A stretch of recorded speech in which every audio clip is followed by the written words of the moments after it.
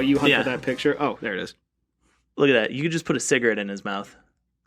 He looks like Eli and Peyton Manning fused together. Right? He kind of looks like that.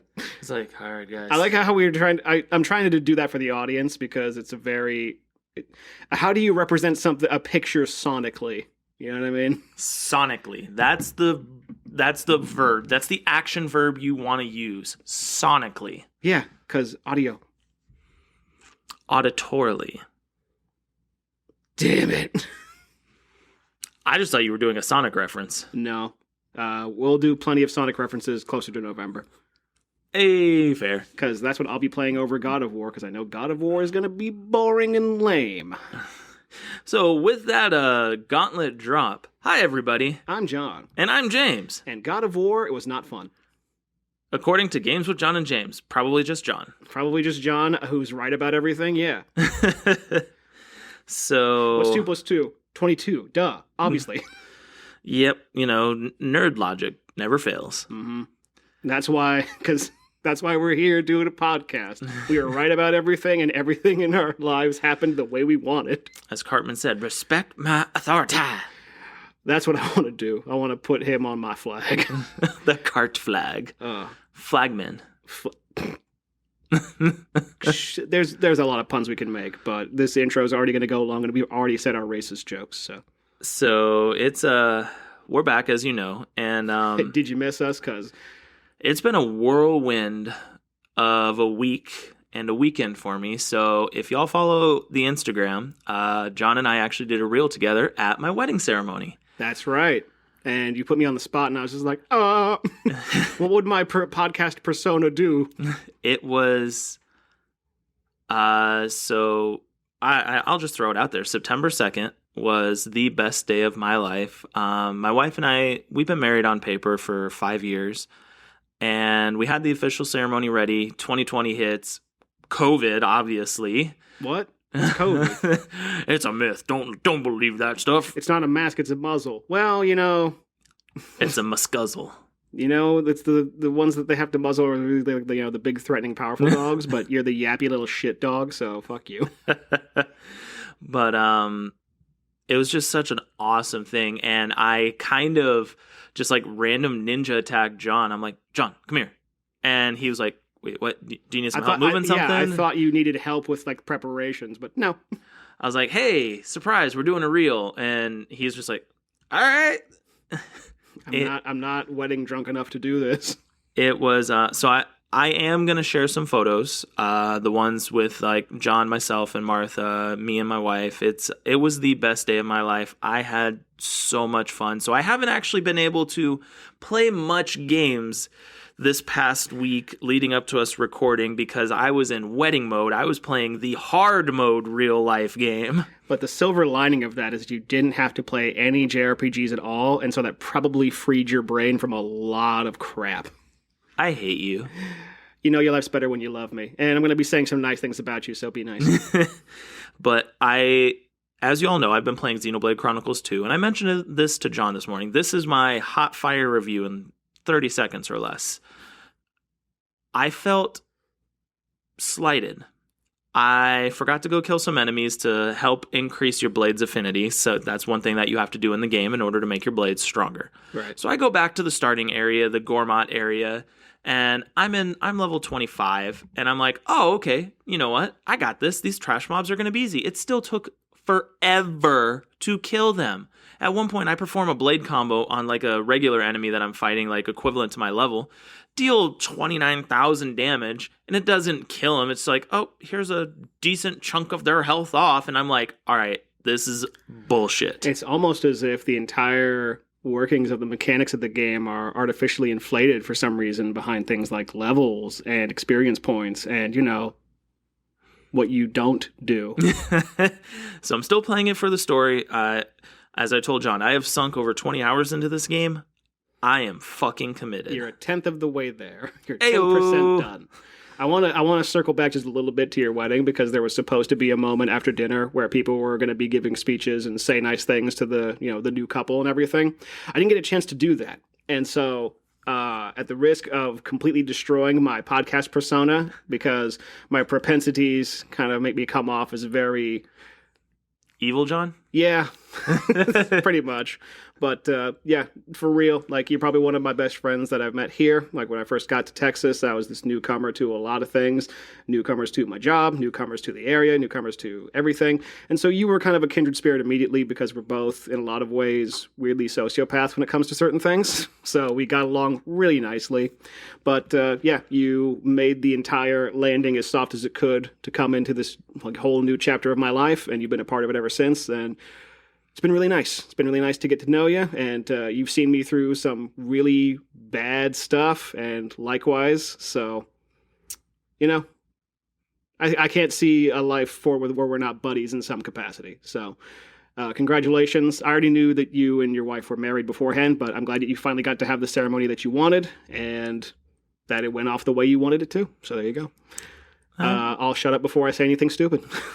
I appreciate that quite a bit. You, Sentimental John, it is his new persona. No, it's you have to flip a switch where it's just like, oh shit, I blacked out for 2 minutes. What happened on the podcast? Oh, it's like that scene in Hunter x Hunter. So Killua, who's an assassin in that, he goes all nice and everything because he's on this trip with Gon. Mm-hmm. And when they get into the Chimera Ant arc, spoilers by the way.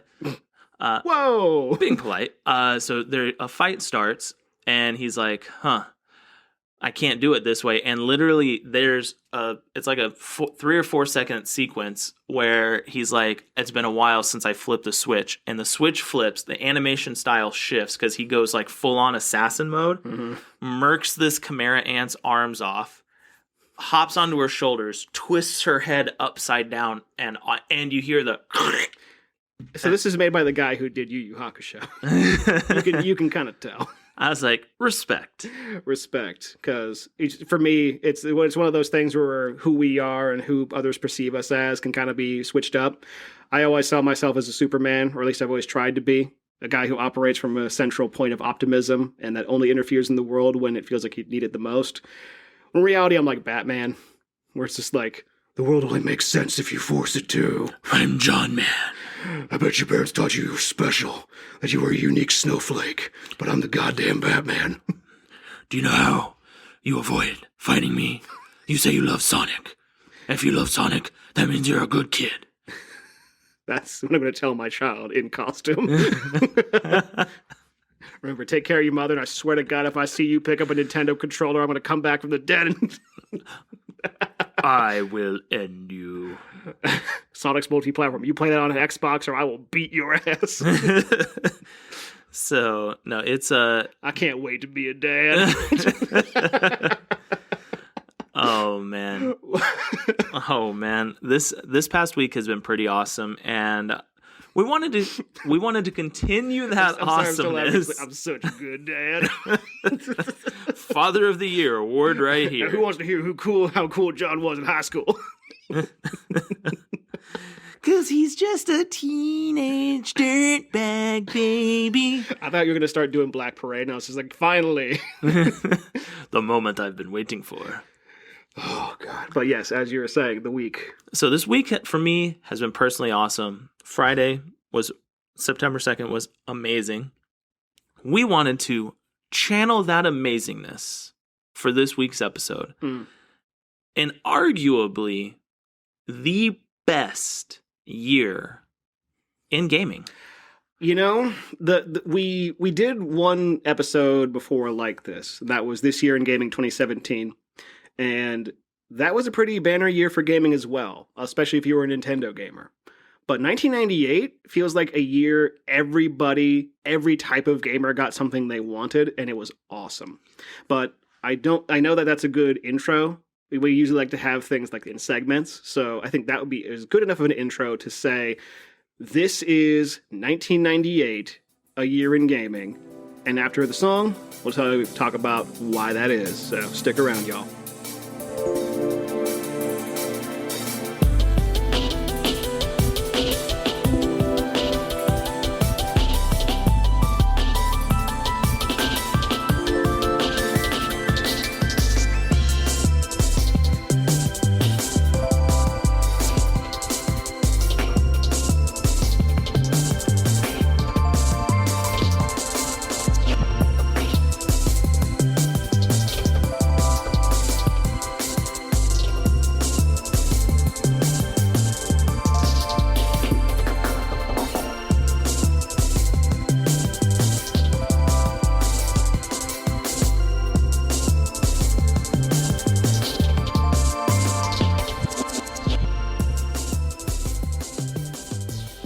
Editor's note, everything is cut before this. Here.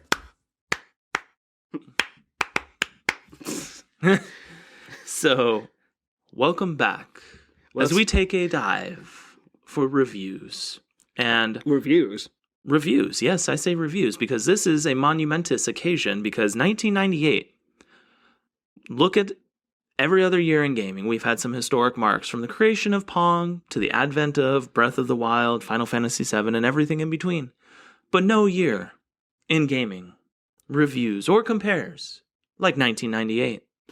Ladies and gentlemen, welcome to episode 2 of A Year in Review. In Masterpiece Theater. 1998. Turner Classic Gaming. Young James was in Turkey. Young John was not in Turkey. I was very much in Oregon. He was a turkey. I was certainly fat enough to be one. Yeah, when you're a child and you're really outgoing and positive and fun, and then you move and you know nothing about the environment, and you're in like a hostile environment as well, you're kind of like, ha ha ha. I'm John. Don't touch my no squares. Don't touch my bathing suit area. Okay, we're cutting that too. No, but it's, like I said, I had to kind of be a tough kid, but there was also that side of me that just wanted to sit on my ass all day, play Sega Genesis games, and eat cake. So that's what I did. What the fuck? This is why I don't like to preview stuff through. This is why I don't like to monitor through the speakers. How about you deconnect your messaging from that? Blasphemy. No, that was fucking MacBook being like, your screen time this week was 19 hours. Like, what? They didn't look at this for 19 hours. Like a month review. I don't give a shit. Oh, man. So with the intro completely obliterated, yes, so this is A Year in Review, 1998. And going over some of the marquee moments of this year, it's highlighted by a bunch of really, really big game releases that the word instant classic kind of gets thrown around a lot, especially nowadays because we're so starving to kind of have our name in that history. You know what I mean? At least journalists do. So I think it's more than instant classics. Like, definitely that word is used, but this year was like the spot. Like, we could, you know what? We didn't say year in review, 1998, dawn of the franchises. Oh, yeah. Like 1998 gave us countless beginnings of franchises. It's true. This year, it also gave us like the seminal releases and like a bunch of different franchises that already existed. Like in January alone, Marvel vs. Capcom comes out. The best version of the Marvel vs. games. People say MVC2. I'm like, no. Hey, I'll fight you on 2. No, I'll legit fight you on 2. All right, get your PlayStation 3 out, and we'll sync my old account to it, and we'll download it. Because I think I bought that game like 3 separate times. And Origins, because it had Marvel Superheroes and Marvel vs. Capcom 1. Oh, so good. In doing these year in review episodes, we try to do a lot of research because we want to hit you with what could be landmark releases or like big name news. Yeah, like again, marquee events, like what happened in that year. This year, there wasn't exactly a whole bunch of marquee events. Like it was a handful at best, but it was the games that hit you that were huge. But I will say this was the year us North American gamers, everything came into harmony. Came into harem. The ESRB rating, so as of January 1st, 1998, they finally figured all that dumb crap out, and it went from K to A, kids to adults, and we got the E for everyone rating. So what you enjoy now came into being 1998, 24 years ago. I remember the old Sega rating console, and it had like GA and MA13 and like, MA17. Man, those were times. You look back at the games, and it was... So I appreciate the unification that happens. Like, Europe has PEGI, Japan and like the Asian market has the CERO. I don't know what that stands for. Ratings, yeah. Yeah, the CERO ratings. They go A, B, C, D to Z. Yeah, but like I don't know what CERO stands for. Computer Entertainment Ratings Organization. Is that a guess? I'm going to guess kind that, of. yeah. Is that your final answer, John? I'm actually going to look it up. You continue on with your prelude here. Oh my God, John did an Entertaining the Masses. Yeah. So I appreciate the unification because back then in the Wild West that was gaming before Computer Entertainment Rating Organization. Hey, look, you got it on a guess. Ding ding ding ding ding ding ding. You win nothing. I win a Z rating from the Zero board. It's kind of nice to have that unification because it just makes it so easy. And I know for some parents that actually cared, that made it a lot easier because you could get lost in the sauce and end up like me with Conker's Bad Fur Day. Careful with shaking the table, but seriously, like fucking, I remember the entire like satanic panic that was around video games when Night Trap came out, where people just took context clips from that and were like, you have to trap and kill women, where it's like, no, the game's about rescuing them, but you can make whatever you want, say whatever you want about anything, I guess. Hey, how do you think the new generation is going to feel getting to play Night Trap again in, October? They already could. It's already on like the Switch and PlayStation 4. I mean... Didn't Limited Run make a thing where it's like, in the anniversary of Night Trap, because this matters, apparently. Yeah, they did. Oh, boy. So, but that was a pretty powerful rating. So I figure I'm going to hit you with the landmark moments before we get into the juicy part of this review, which is the games and the franchises.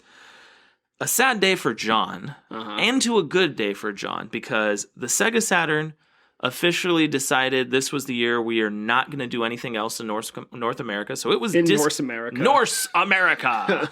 Remember when Loki came out at the press conference and said the Saturn is not our future? It was discontinued, but it was to prepare for the Dreamcast, which launched in Japan later that year to really good success when you look at its launch in Japan. North America, completely different ball game. As we all know, Dreamcast went dead. Well, it's so interesting to think about in terms of moments in history, because that's when you could have a non-worldwide launch of a video game console. Like, I want people to think about that. Like, imagine the PlayStation 5 coming out in, like, Australia first, like a freaking, like, concert tour. Like, it goes in New Zealand and Australia, then it goes to Europe, and then finally America. Like, that's how that shit would happen sometimes. Like, even people... I remember when Dark Souls 3 came out, and people were all sorts of pissed because Bandai Namco didn't release the game worldwide. They put it in Japan first. It's like, we live in the world where everyone is so connected that kind of stuff's unacceptable. But back in the late 90s, like, yeah, there's this new thing in Japan called a Dreamcast. And I'm like, what's that? And then I see Sonic Adventure, and I'm like, I need $500. I won't. Gimme. I wanted a Dreamcast. I said it on the show before, but I wanted a Dreamcast so bad I cried. Would you have sold your left testicle for one? They were gonads at the time, but yeah. It honestly though, that was kind of unique because, as you know, through the history of Sega North America and Sega Japan never really saw eye to eye. So yeah. 32X is being developed in North America. In conjunction with the Saturn. The Saturn is being developed in Japan. Yep. Holiday comes out, and it's 32X, and then Japan's like, oh yeah, you also need to sell these Sega Saturns. So just pure chaos for the consumer, and especially when you're thinking like the big console wars, because the console wars of the 90s was like the Attitude Era Wrestling versus the NWO WCW. Like, it was like the Monday Night Wars console war version. It's just so fun. Again, it's so weird to imagine two branches of the same company operating independently of one another, because the entire reason that Sega of America and STI and all these developers existed was support the American market and the Genesis. And that gave them a lot of weird creative autonomy to do things like that. And again, it's just so odd to imagine a company operating like that again. Like, because there's already, like, people already know from like Nintendo of America, Nintendo of Japan, there's this kind of weird little brother type of relationship where it's like, we have to basically be the talking points to the West of big, Papa Nintendo back in Kyoto. But imagine if they didn't. Imagine if they were like, oh yeah, well, we're going to release the Nintendo PlayStation anyway. Screw you, Japan. It's like, oh wow, that'd be amazing. Yeah, like the Dreamcast was the reunification of Sega on the console front. Mm-hmm. And unfortunately, my opinion, it did come too little too late because the Dreamcast got lost in the sauce with the PlayStation 2, the GameCube, and the Xbox. It was an interesting time to launch because they were by themselves in that release window, but the existing PlayStation audience was like, we're just going to wait for the PS2. And when you look at, because like rarely ever, and it's funny because this came out like because the Jaguar. I said like a British person. Jaguar. The Jaguar came out, and Sega of Japan was terrified of that, and they wanted Sega of America to make the 32X or something to compete with that because they were afraid of it, which is hilarious to think about. But the Dreamcast came out after the N64 and PlayStation 1 and, effectively the Saturn. So it was this weird mid-step in the generations where things were still kind of in that earlier, still surviving last breaths of arcade type stuff. Mm-hmm. And before 100%. And before consoles became the technology machines that the Xbox and PS2 tried to make it. The GameCube was the last holdout because they just wanted a dedicated games machine. I mean, that is big facts. Now, this is a pretty cool little factoid. 1998, we saw some small companies that, they decided to start up, but we got Rockstar. Rockstar North, baby.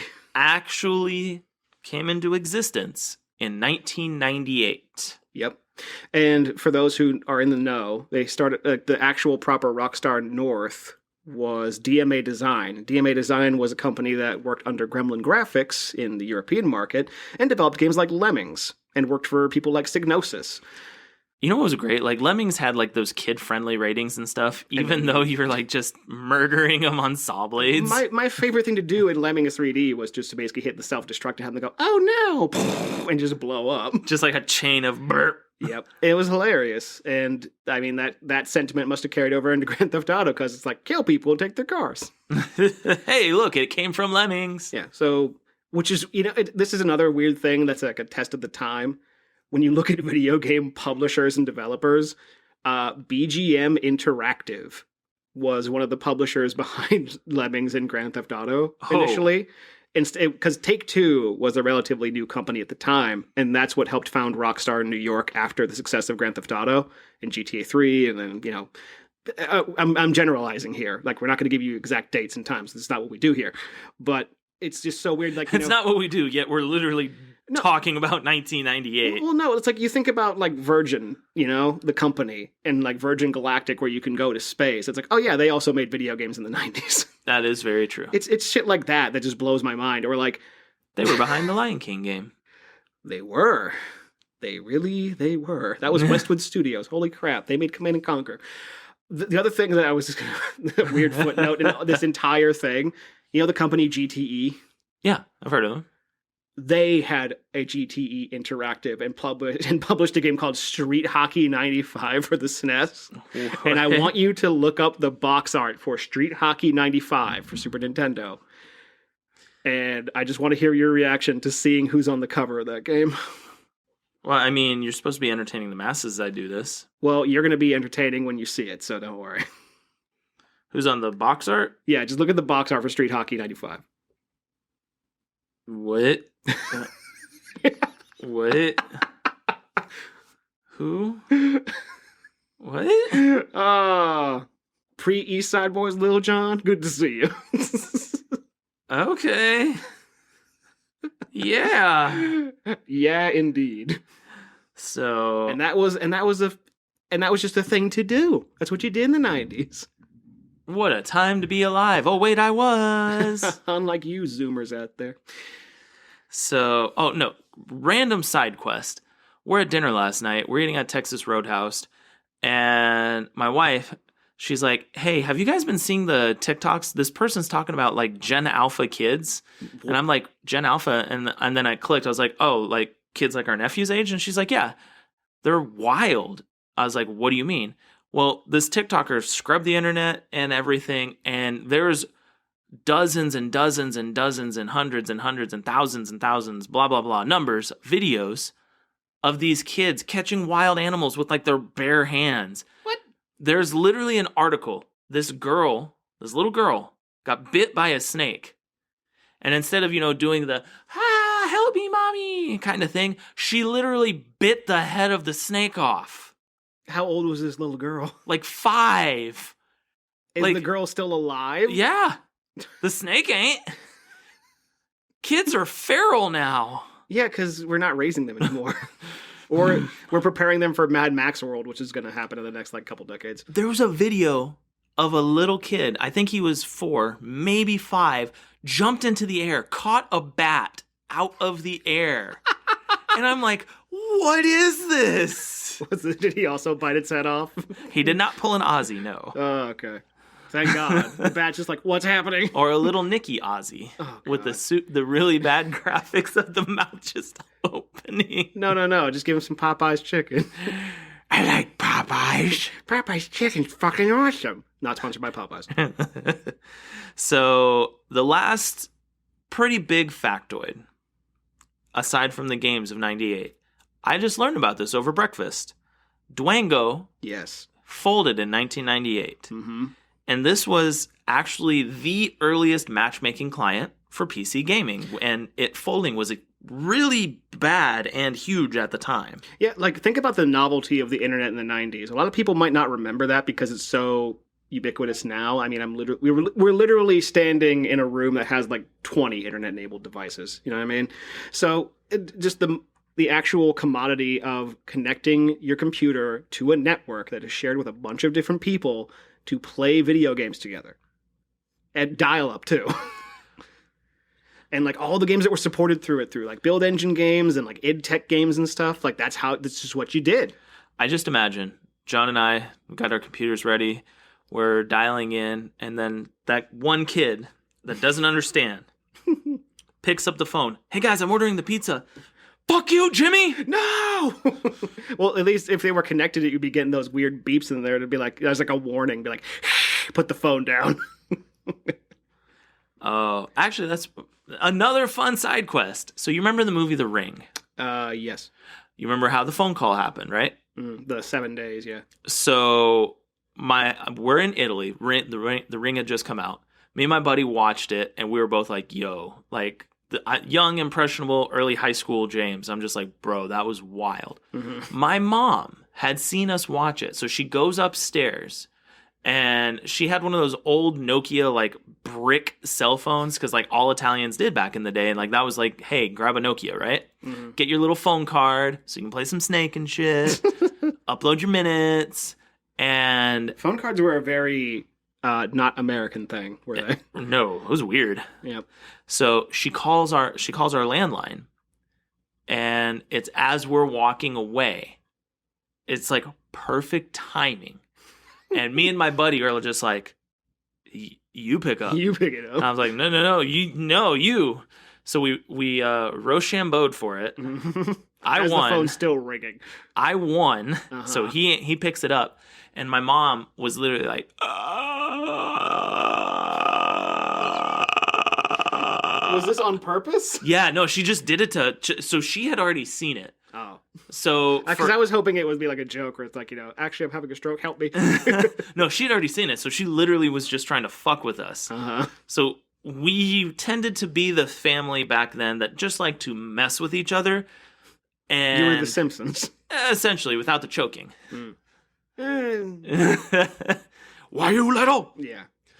So my buddy freaks out, just drops the phone, not just oh no, chucks it down, breaks our phone, hauls ass out, and he's just like, I'm not fucking coming back. Don't tell. And my mom walks downstairs, and she still has the phone on, and she's like, what'd you guys do to the phone? And I'm like, and I put 2 and 2 together as I see her with the cell phone. How would you know what happened to the phone? Mm-hmm. And I'm just like, oh.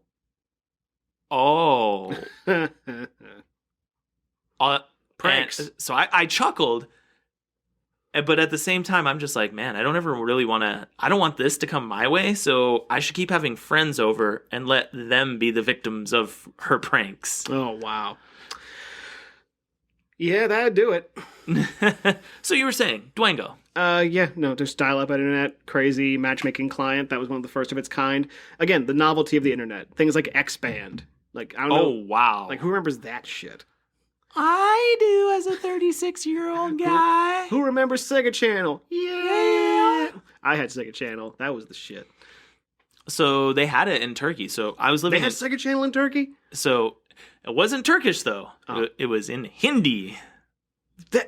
Again, this is the other thing that's kind of blowing my mind as we talk about it, but these companies being worldwide companies, where it's like when you find out that Goosebumps books were translated into Mandarin, Yeah. it's like, what? This schlock got an international release? So you remember Vector Man, right? Yes. And remember how like level opens up and it's like Vector Man. Yeah. And then you start your level, right? Yeah. So imagine seeing that. So you know how Sega Channel would do like the previews of games and all that stuff, and you can get like you were saying, you can get your games from it, right? Yeah, you downloaded it over the coaxial cable. So when the Vector Man preview thing came on, Vector Man was in Hindi. I'm not butchering it. I refuse to butcher this, but it just threw you for this loop. And that was also how I watched Cartoon Network at the time, because when you're overseas on military installations, you have a very finite pool of TV you can watch called AFN. You don't have commercials. You have infomercials like "This Year in History" or Schoolhouse Rock. I'm only a bear. Yes, I'm only a bear. Getting the kids overseas indoctrinated real easy. Or they made a cheesy thing. It was about like passports and man, I remember the tune is in my head and I can't. It's about doing like getting married the proper way, like really cheesy infomercials because a lot of people would marry foreigners, right?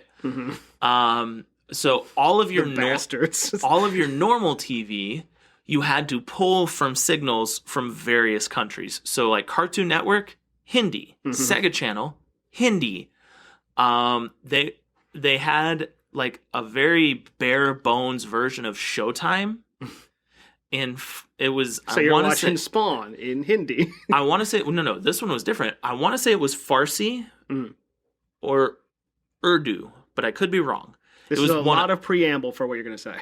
So it just blew my mind, just like the media being absorbed in so many weird ways. And I ended up singing Dexter's Laboratory in Hindi at one point because that's how much I had watched it. Wow, crazy to think about. So with that fun side quest, those are the big, as I'm going to quote John here, seminal moments of 1998 with news that is worthy of sharing. So now with that taken care of, let's talk about some of these big name releases because holy shit. I'm going to hit the ground running. When I say number one selling franchise of all time, Zelda. Video games, everything like that. What do you think? I already said it. It's Zelda. It's not. The number one selling franchise of all time. Pokemon? Yeah, 1998. $90 billion to date. Not in terms of 1998 money. No. And if that was 98 money, it'd be like $200 billion. Yes, too much. So red, blue, and yellow. And green, let's be fair. People barely got green over here. Green was underprinted, unfortunately. Well, because it was only Japanese. Yeah.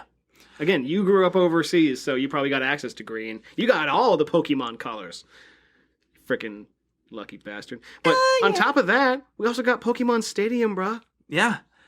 It not only did the craze hit the ground running, so we'll call them Karens. Karens tried to kill Pokemon. It's the show that gives your kid a seizure. It's the show that makes people read the lower key of Solomon and summon demons. Yeah, because remember the Porygon episode that they took, like America never got the Porygon episode after what happened because of the epileptic-inducing seizures of that show. They tried to satanic panic Pokemon, like the same way they tried to do it with Harry Potter, and the same way they tried to do it with metal music, and the same thing they did with video games originally.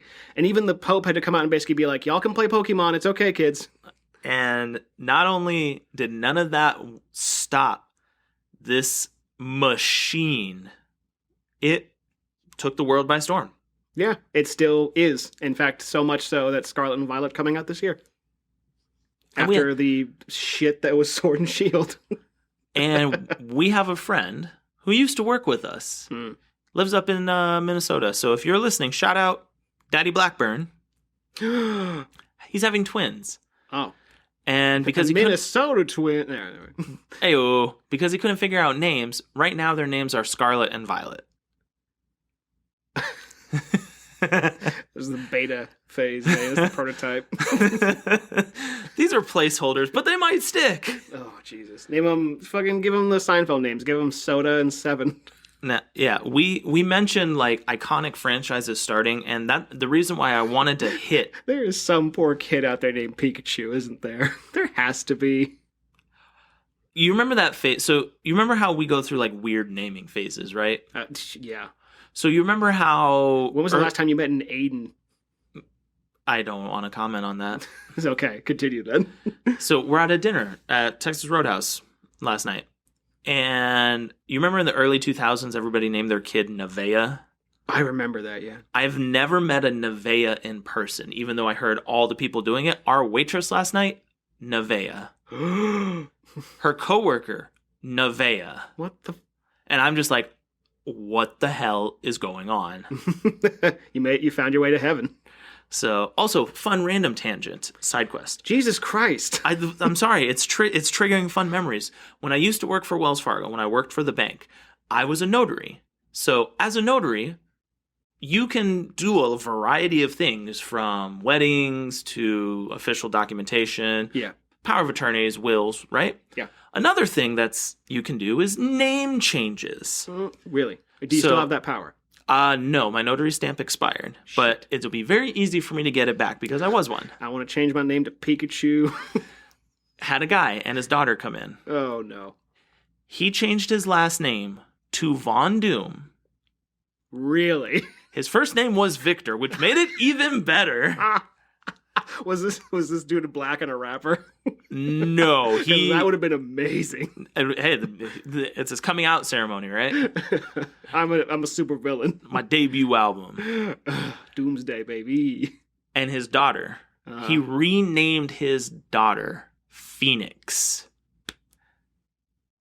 Why not just name your son Wolverine? Not Logan, Wolverine. He didn't have a son. I bet you he would have. Oh my god. No, his son probably would have been Reed. Why? Why would you do that? I asked him, I was like, are you sure? And he's like, no, this is going to be good. You don't understand. It's awesome. So I You did. don't understand. It's awesome. He says to the notary, basically stamping to change his fucking name to a fucking comic book character. You mentioned weird names and you triggered that memory. This is my daughter, Storm. Hi, I'm Phoenix. I saw them 2 years later, so my last year at Wells Fargo. Please tell me you changed it back. No, he kept it. What? So she was opening up a teen account. It was her first bank account, so she's opening it up. You know, he's trying to help. A bunch of Lisa Frank money in it. He's trying to help her do the responsible thing, right? You know, understand finances early so you're better set in life. Mm-hmm. I fully support that. Mm-hmm. And so I'm like, oh, hey, I remember helping change your name. I was like, so how do you like it? She's like, my dad's fucking weird. Yeah. And he just looks over at her like the deadpan look. And he's like, you'll thank me later. No. And I'm like, I'm sitting over here behind my computer opening this account. I'm like, well, this is awkward as hell. Why? You just changed your daughter's name. What was their name originally? Do you remember?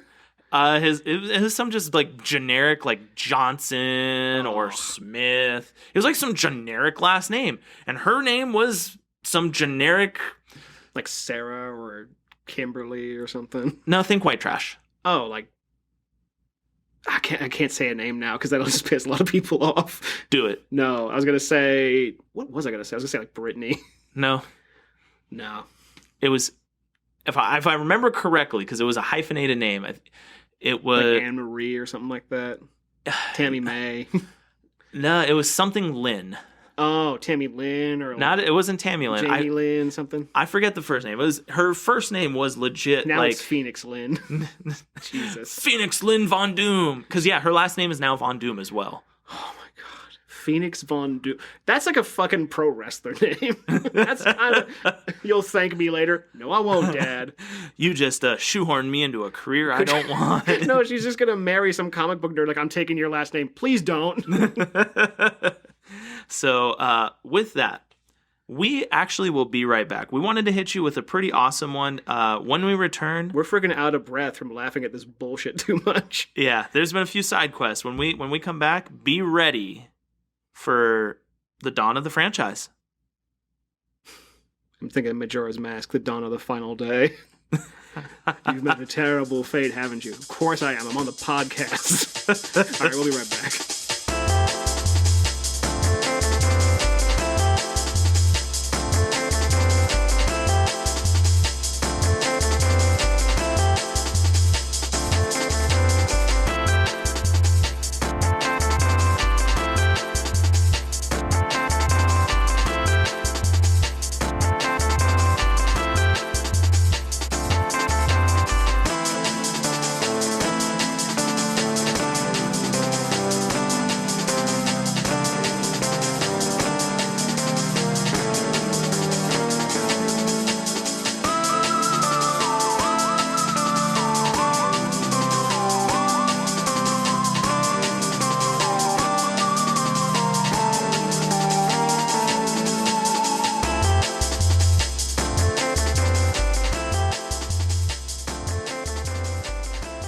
About. And like the guy who did the beat was like from the Far Side, like was part of Far Side and shit. And it's like that's some clout, like that's cool, but this is not.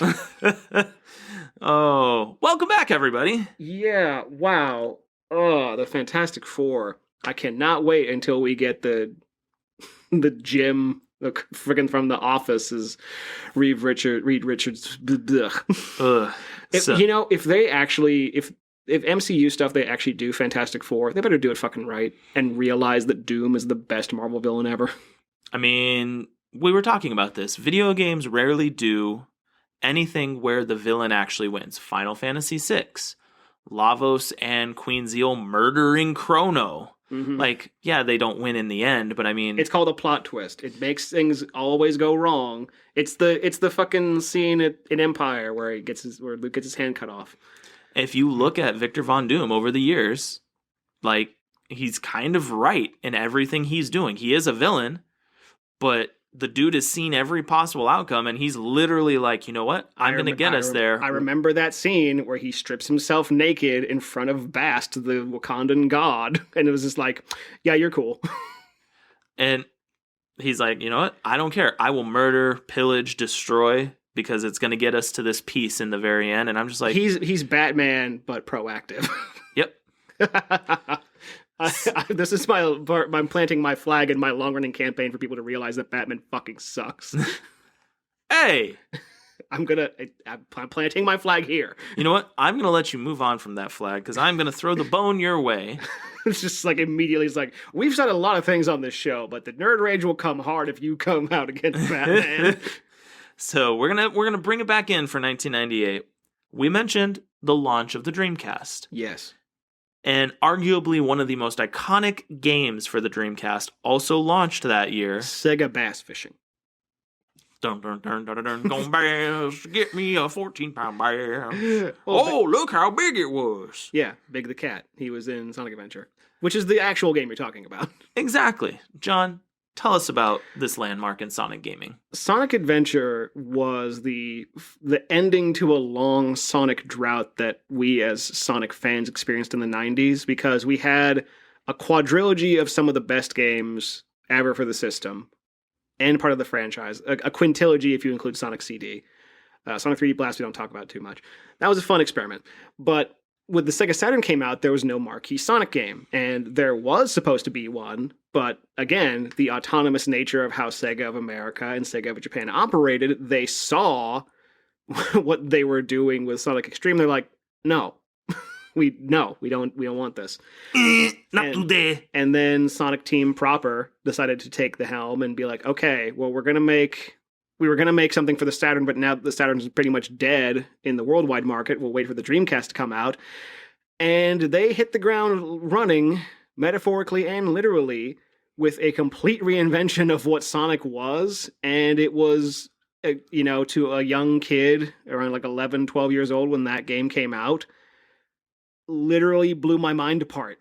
That was unprecedented. I remember walking into a Game Crazy when those existed, when I didn't even know what a Dreamcast was. I had no idea that Sonic Adventure existed.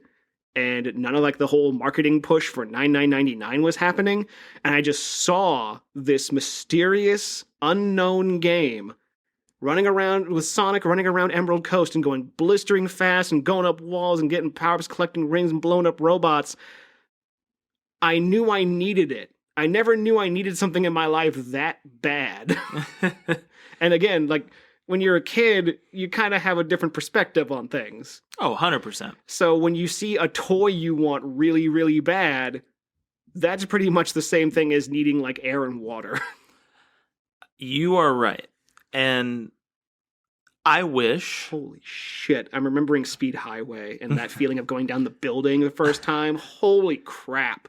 So there are more games that came out than we are going to talk about. And we're not going to spend too deep of moments on them because... Sorry, fans of Grim Fandango. None of us really played it, but we know it existed. So I'm going to move us to arguably, I'm the fanboy of the console, the PlayStation. Uh-huh. So we got a lot of good games for PlayStation that year. We did. And one that you omitted, my friend. Omitted? You did. It's not in this list with your edits. Are you ready for it? Hit me. Metal Gear Solid. No, it totally was. Look at your notes. Oh, I think I know why. I was trying to move, because it was on your list the first time I saw it, and I was going to add it from my list, but I didn't move it, so, yeah. So, Dude. Metal Gear Solid. So, we have talked about how amazing this game is. John has shared some visceral moments. What I want to share with you about Metal Gear Solid, this is the first time you literally get to experience real-time engagement with AI in a way that makes sense. Really? So think about it. Remember, you're exploring the island, right? Like, you're doing your thing. The AI is very limited in the NPCs, but it was all real time, remember? Mm-hmm. And that was unheard of back then for games in that genre. Dude. Or in gaming in general. When it was like what was that noise? And then they see your footprints in the snow. Or like when they kick over your box, where it's like, just a box. And they kick it over. There he is! And then they shoot you. Or the fucking trying to find Meryl's codec number, and it's not anywhere in the game, and you have to look on the back of the game box itself to find it. Oh, wow. Start of the franchise. The real start of a franchise, I'd say. Because Metal Gear has existed, but Metal Gear Solid, I remember seeing that at a demo kiosk at a Sears, back when they used to sell video games. And man, good memories at Sears, and seeing like clearance sale for like, rare ass games because no one bought them there. Friggin', what was I going to say? I remember my dad, because my dad played the original Metal Gear, and that's how I got experience with it, because I was a little kid and the codec noises scared me. Because like Metal Gear, if you play it as a little kid who's used to playing Mario, that game's scary. Because it's just like shrieking noises, and it's big to terrify you. Exactly. Or like the giant trap doors that swallow you. It's like, oh shit! Metal Gear Solid, landmark success. Yeah. Spawned a meteoric franchise. To me, one of my favorite franchises of all time. One of the best cohesions of gameplay and narrative, I feel.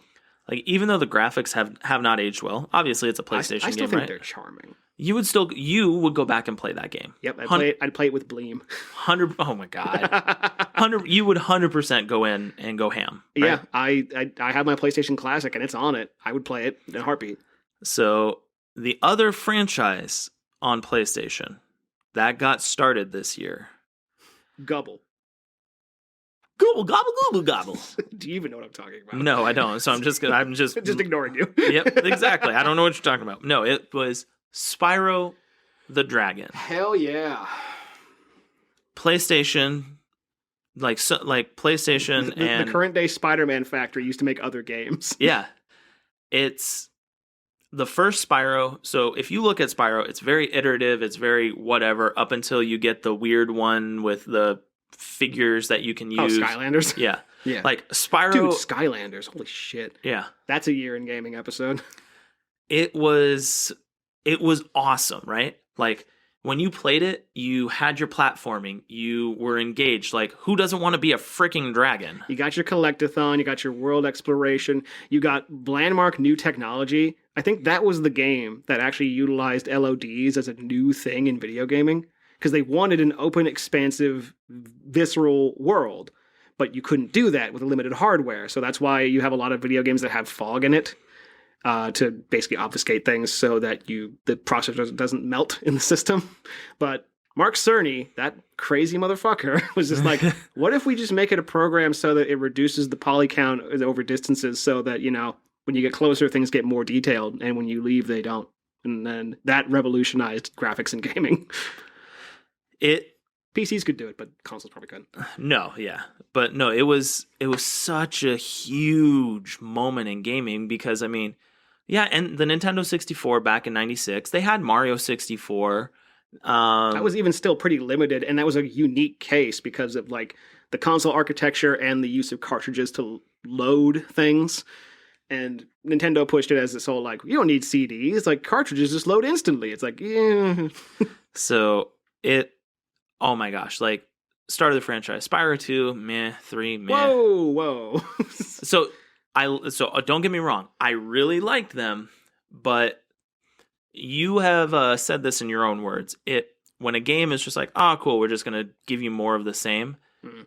It was literally that. It was basically a reskin, but with better technology. Yeah, sometimes that's what a franchise needs. Sometimes you can use a little more oomph. Yeah. And sometimes it can be completely reinvented, like another game on this list that came out for the PlayStation and to the Saturn as well. Castlevania Symphony of the Night. Again, I don't want to overuse this word, so I'll try to use a different one. But I'm going to use it anyway. Seminal moment in the like Castlevania. My vocabulary must think, and nope, this is the word. I said seminal, and then I thought seminal, and I thought haha, and then I was like, damn it, it's too long with a pause. I need to say something. So Symphony of the Night completely upended the Castlevania formula and made it into something completely different, which the DS and Game Boy Advance games carried with them for about another decade, and made Koji Igarashi's job like a lot easier to basically be like, we're going to just make a giant maze level where you can find crazy stuff in it and kill Dracula. Symphony of the Night, arguably one of the best versions of Castlevania there is, bar none. And it had Shaft in it. Hey, I'm going to hot fire a few at you because I could take the rest of the episode just talking about these, and we wouldn't give you the other amazing things that came out. We haven't even touched the PC games.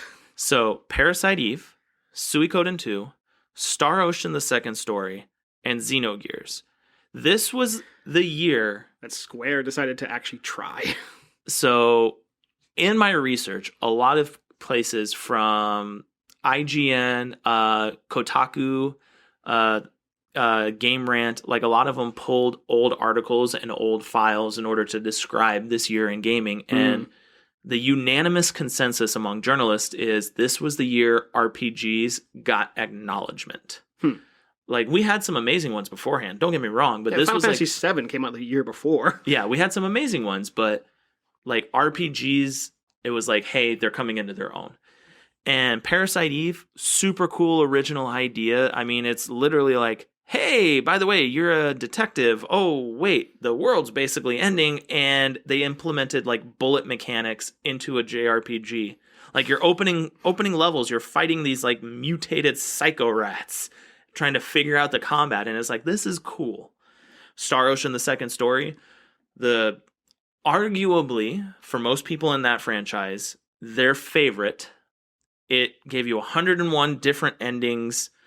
It's insane for the New Game Plus and the routes you can go. Like, I could speak volumes of the Star Ocean franchise. I remember playing it very briefly for a time. It was, like, the combat was fun. It was an all-around good game, and your choice mattered because if you... An RPG with role-playing in it? Right? Don't you remember when they were, like, it's like, do you do this or this? And the kid in us is like, yeah, we're going to be the asshole. Yeah. And you do that, but it locks you out of these characters you may want. It's called Mass Effect. It's Paragon and Renegade. Hey, Suikoden 2, Konami.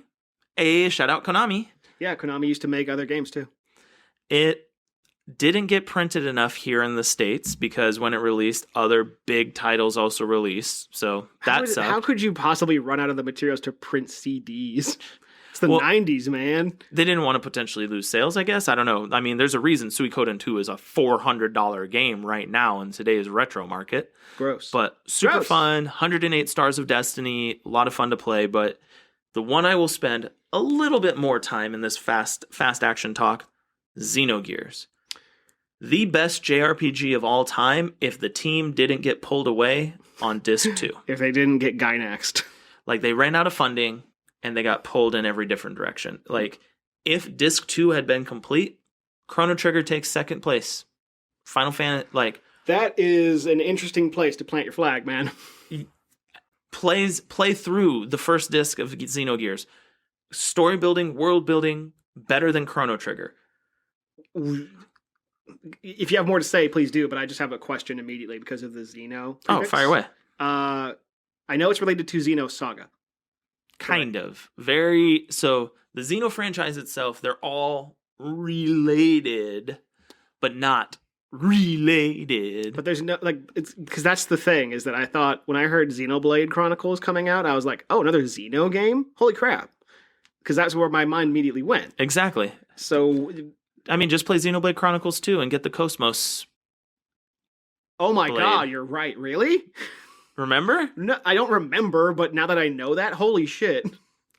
There's like, I think because the same company has been making these games, right? Mhm. Monolith Soft or whatever, right? They made a really, really dope Dragon Ball Z game for the DS back in the day. Attack of the Saiyans. Yeah. That game was awesome. So for RPGs, I feasted well that year. It was like the PlayStation was the RPG machine. Yep. It was kind of like it was the key differentiator between, like, if you were a Nintendo 64 player, a PlayStation player, or a Saturn player, because Saturn was Sega's arcade hits coming home. PlayStation was the narrative, story-based machine, and Nintendo was just going to do whatever the hell they wanted. Yep. And we're gonna leave the RPGs behind. There's only a few. Oh, thank God. Heyo. There's only a few other notable games here. By few, I mean 2. What? We have like an entire list. For PlayStation. Oh. Crash Bandicoot 3 Warped came out. Again, like the ultimate versions of franchises that released. Just a good banner year for gaming. I mean, back then, Sony could do no wrong. They kept figuring it out and kept hitting it out of the park. You know what I actually looked up to, just in terms of technological innovations? We missed it by a year, but the DualShock analog controller first came out in 97. Hey! I thought it was 98 because I remember playing Crash 2 with it. Playing Crash on the OG controller. Okay. Playing Crash with the you OG can make him walk. Oh my God. The OG DualShock controller. Uh-huh. Dope. Yep. You could make him walk instead of running. Oh, that's cute, Nintendo 64. Your controller you like? Yeah, here's the DualShock. We've got 2 sticks. That makes it better. You can use this one to, I don't know, stuff. pretend you're friggin' playing with your girlfriend at the same time. So, Crash Bandicoot 3 Warped, arguably the best of the Crash Bandicoots on the original PlayStation. I mean, hell, there's a reason we didn't get Crash Bandicoot 4 until the PS4. Yep. Well, because we got Wrath of Cortex and Mind Over Mutant and all sorts of Crash games. Team Racing. TTR was fun. Yes, it was. I remember...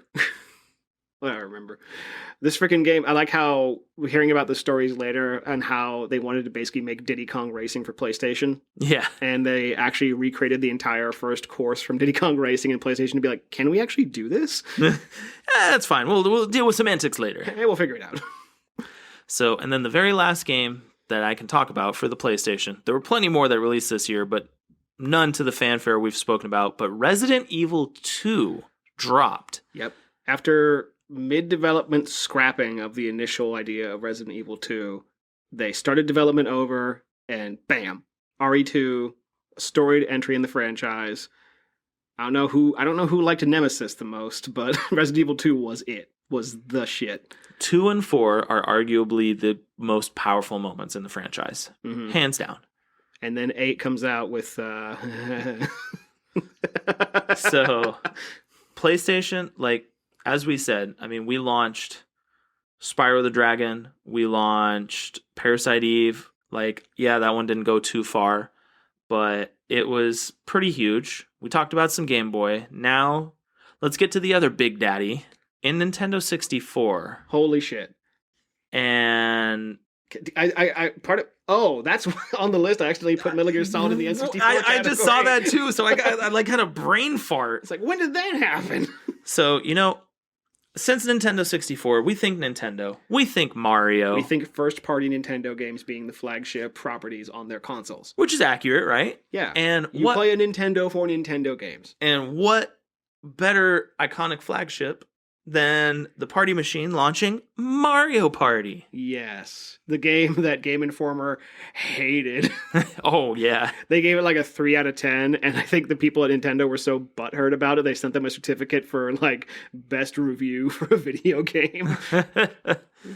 And look at where it is now. We're what? They stopped doing numbers because they hit, like 13? They would have been Mario Party 12, I think, and then they did Super Mario Party, and now they're at, like, Mega Mario Party. I don't know.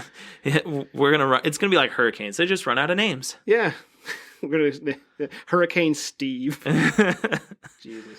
So Mario Party was the game that made Nintendo send gamers batting gloves because they were friggin' destroying their palms playing the rotating stick games. Oh, I remember doing that. Yeah, that was nuts. And thankfully, I played Little League, so I already had my glove. I don't need no handout. Ready! And I was beating my friends like, yeah, you can't rub stick like I do. It kept the 64 relevant because you had a lot of really good games on it, but like Mario Party kind of brought back the party feel more so than what other games were doing. And it's interesting to, again, 24-year franchise now. Everything on Nintendo is like a 20-plus year franchise, but it's interesting to think about how, because Nintendo 64 was a latecomer to that generation of consoles because it kept getting delayed. And when it was probably before GameCube, it was their least popular, least selling console. So, and it had to prove itself with a lot of the stuff that it actually tried to make. And again, like the reason you buy Nintendo is to play Nintendo games. And so I think I lost the point I was trying to make with this, but what really did you have in terms of that kind of genre before Mario Party came out? Nothing. So I think for starting the board game, video game genre, that alone puts it on the list. And hey, eventually because of that, it gave me Dokapon Kingdom, which you picked me up, remember, at one point? I remember that. I also tried to get you Golden Sun, and then I got ganked at the airport. Yeah, both of them. You know how much they're worth now? You have to spend almost $1,000 to get both copies complete in box. I still... Fuck you, Seattle. That's why I hate you. Fuck your airport. So, another pretty powerful start of a franchise, and it's a rare franchise, no less. Banjo-Kazooie. Who the hell didn't play this? Right? So we spoke a lot about this in our top 10 Nintendo 64 games. So we won't take too much of your time. Better with Mario Banjo. 64. Yeah. That's all you got to say. Like, better Mario 64. Took everything Mario 64 did, improved upon it, gave you some meta humor with, oh, you want to cheat? Cool. Bottles deletes your file. Also, you play as a bear. Yo-ho! That's the... For some reason, that's just... That broke you? No, I was just thinking of the guy who does the voice of Winnie the Pooh. He's like, oh, I'm Winnie the Pooh, that kind of voice. Just imagine him like calling up kids in hospitals like, oh, you're going to die soon. Oh, God, John. So we're going to take it away from Banjo-Kazooie from him on that point. John mentioned a perfect tie-in for our Game Boy games that we mentioned. Nintendo, they were smart. They saw how successful Pocket Monsters was, Pokemon. And they were like, you know what? We're going to give you... I was more of a fan of digital monsters myself. We're going to give you the ability to play your Game Boy games on your Nintendo 64, and we're going to give you the ability to port your Pokemon to Pokemon Stadium. And the novelty of that alone back in the day, because this is actually Pokemon Stadium 2, if you look at it in terms of the release of that, because they came out with one. Again, this was a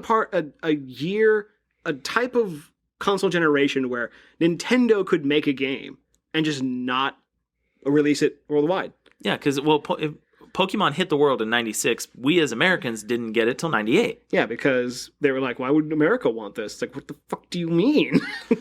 I want to collect my damn critters. I want my anime and I want my balls, my Pokeballs. What Pokemon do you think would taste the best if you were able to hunt them, like deer and stuff? Probably the ones that... No. You have to name a specific one, not ones. I would say Tepig, the pig family, because it's just pork. That'd be delicious. Roasted Lapras. I don't know. Lapras... I'm not a fan of seafood, first off. I was going to say... You like the salmon. But it's not... You said Lapras, not a fish Pokemon. They're a fish Pokemon. That's fair. But Magikarp would be the worst tasting one. It'd be like eating a goldfish. It's disgusting. No, I was gonna say shit. And any of the bird Pokemon, like imagine like a Torchic, a Blaziken, or something like that. Really tough. Fire roasted chicken. Yeah, exactly. So anything that's based off of anything that we eat usually. So things like birds, like foul game, Farfetch for God's sake, with the leek that it spins around, roast it with that. There you go.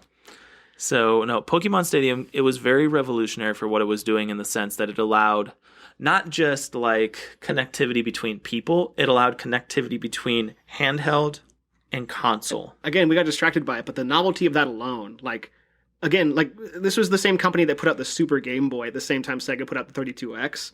So you look at it, the idea on paper, 32X, more colors, better graphics, faster processing, makes a whole lot of sense. Super Game Boy, play your Game Boy games on Super Nintendo. Why? Why would you want to do that? Sales in the millions versus sales in the not millions. Yep. So Nintendo can just do no wrong. So they're just like, hey, you want to play with your toys on a different way? Cool. There you go. Now, arguably, my favorite cartoon when it comes to not giving a damn about whatever they say. I like how we have not touched. I know, no. I'm saving that purposely for the end. I've kept doing this to save it for the end. Don't worry. Fine. So, South Park decides to release a game for the Nintendo 64 because, as we mentioned in our honorable mentions in the N64 top 10 list, South Park was like, you know what? Why not? Let's do a video game, and it gave us "Don't Kick the Baby." It gave us frickin' the 4 kids throwing snowballs at turkeys for hours. And I can't help but love it because I rented that game so much just to play the multiplayer and throw fart bombs at people. It was so good. It was bad, but it was good. It was so like it's you know how licensed games don't exist anymore because they just can't. They're too expensive to make now, so they don't really break even. Yep. Friggin' back in those days, you could make a game based on like Dirty Dancing and it would sell. You know what I mean?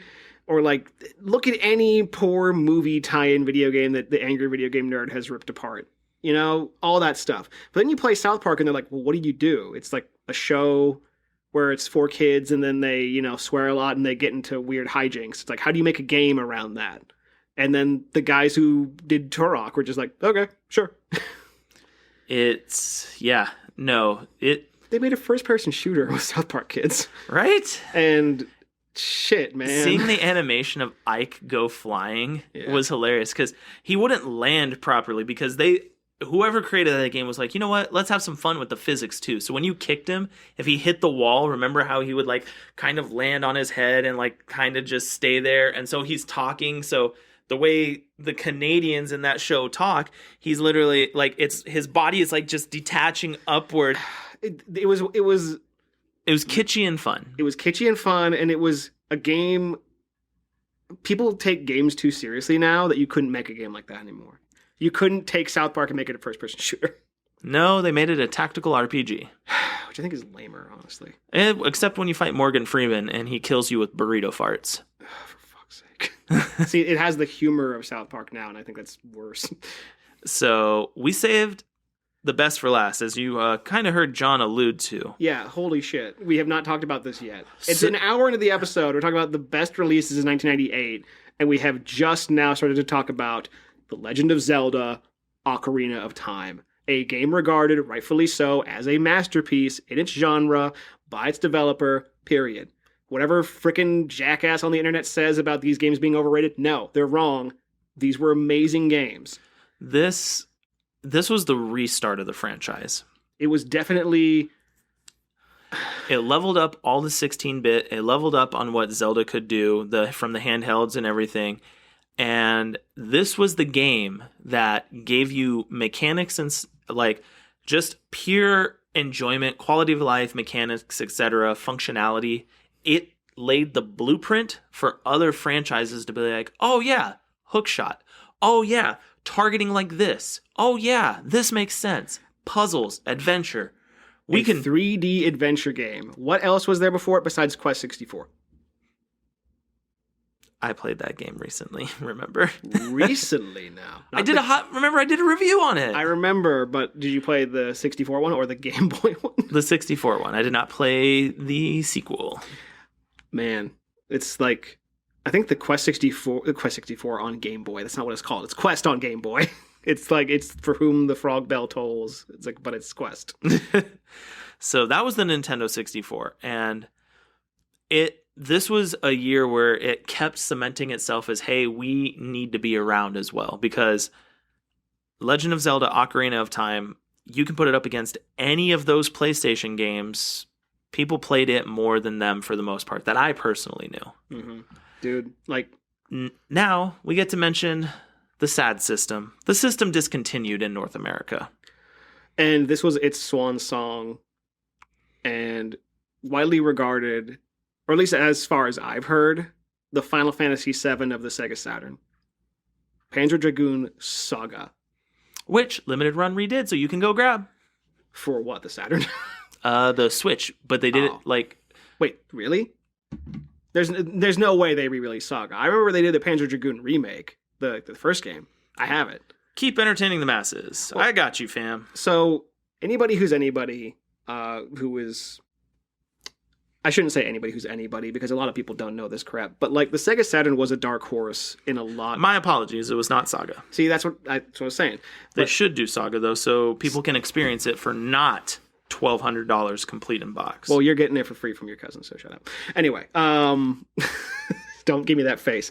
The Saturn was a dark horse in that console generation because it was very poorly launched and poorly managed. A lot of things were made mistakes with it. And you can tie it up to Bernie Stoller or people who were in charge or the feuding between Sega of America, Sega of Japan. A lot of reasons made it so that was a very messy console to have. But it had really big gems on it.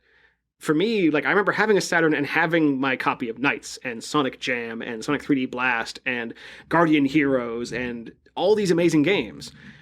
Like, the better versions of the 2D fighter games and, like, the seminal versions of Dead or Alive, for God's sake. Like, it was better on Saturn. There were some games that were just better on Saturn. They had to be different beasts, but they were just better.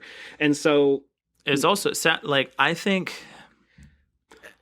Saturn gave us the best versions of so many games, but I think like the big death knell for it, nobody wanted to develop for it because it was just hard. The way that it rendered 3D was different.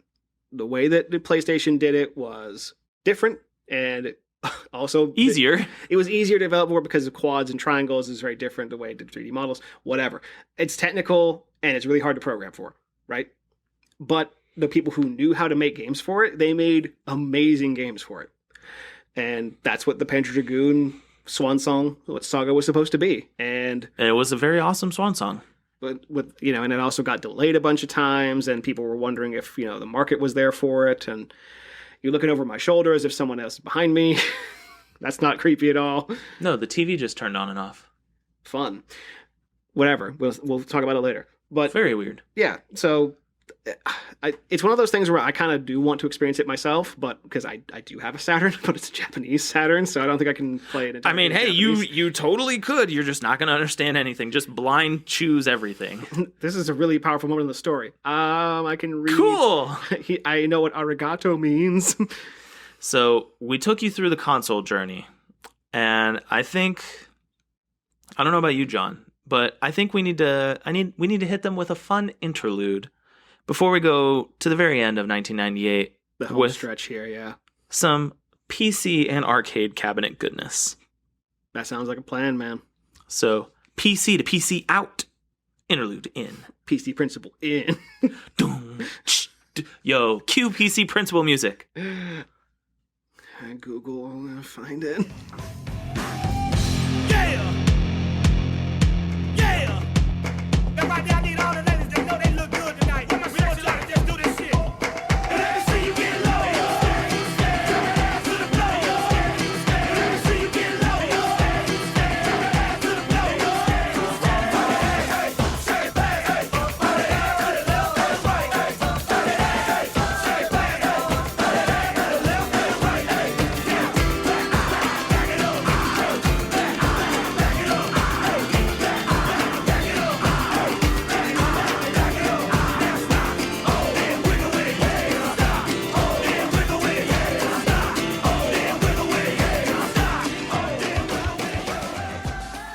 How much money did she end up getting?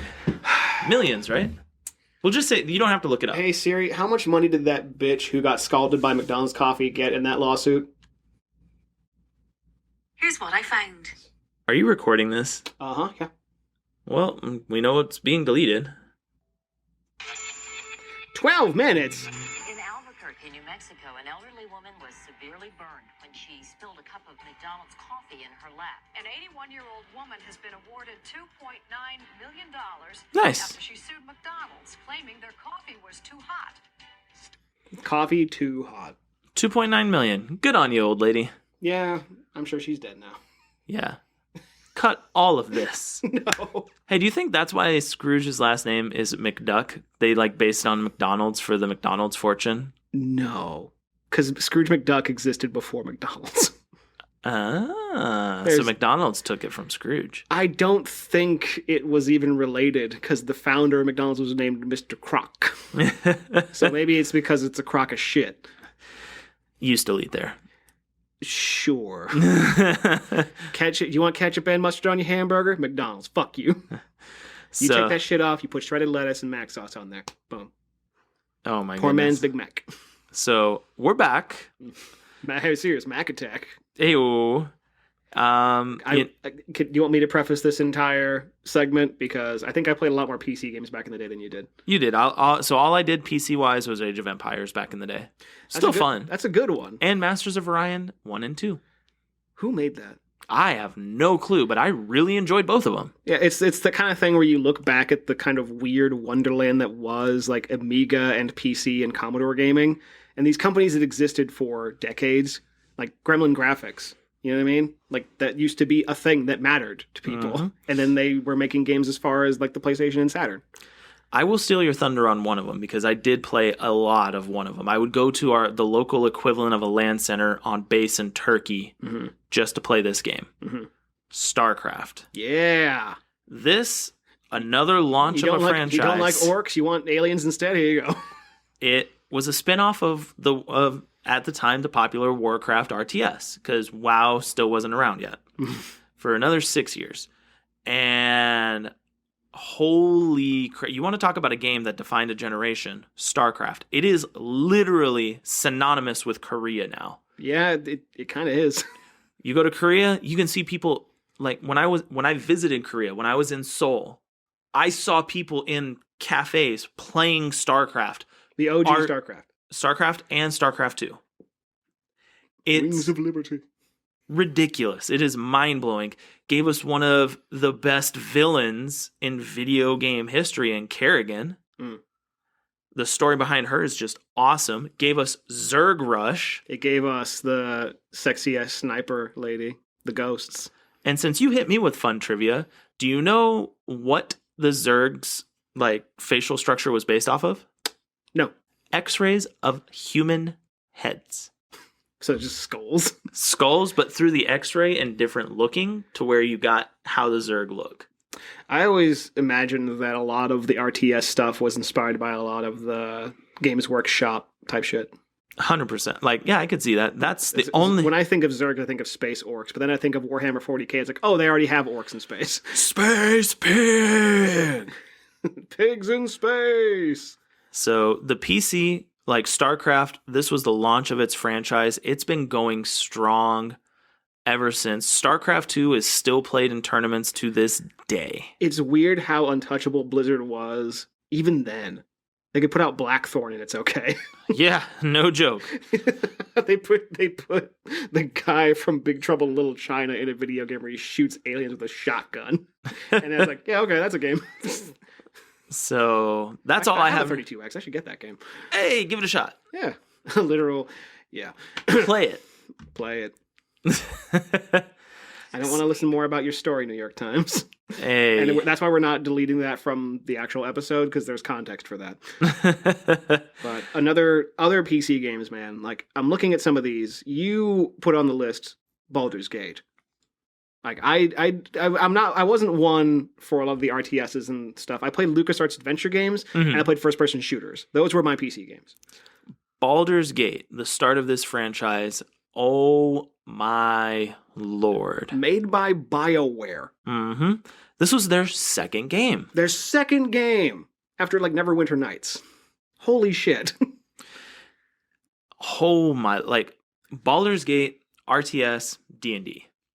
Literally. Enough said. I could heap mountains of praises on it, how its combat was revolutionary at the time, how you felt literally engaged. It literally felt like an extension of a D&D campaign, personally, for you. And you could play it with multiple people. Like, who doesn't want to party up and not do pen and paper for a little bit? Let's go. This was the times of things like Command and Conquer and EQ, and the marriages between the two were not that often. Warcraft was the one. So, there you go. You want your Heroes of Might and Magic? You want your Neverwinter Nights? There you go. Now, speaking of the start of franchises, I know John there's the two on this list that I made sure were on here. Yeah.